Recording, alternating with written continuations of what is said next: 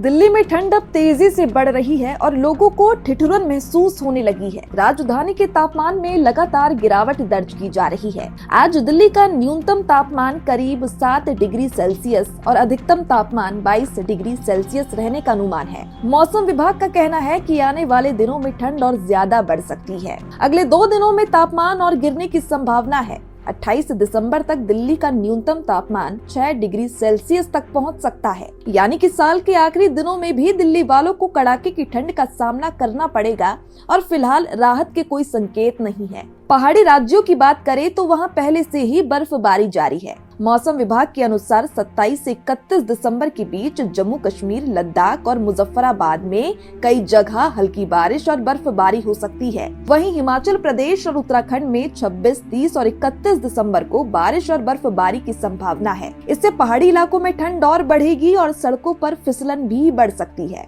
देश के अन्य हिस्सों में भी मौसम का असर देखने को मिलेगा।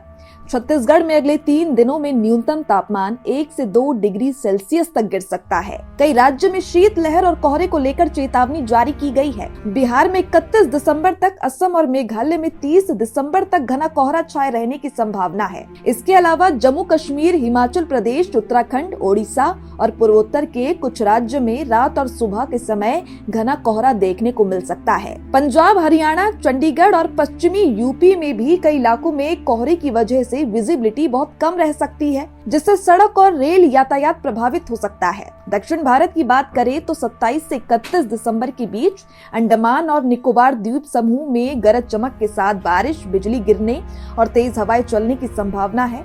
तो कुल मिलाकर देश के ज्यादातर हिस्सों में ठंड, कोहरा और खराब मौसम लोगों की मुश्किलें बढ़ा सकता है।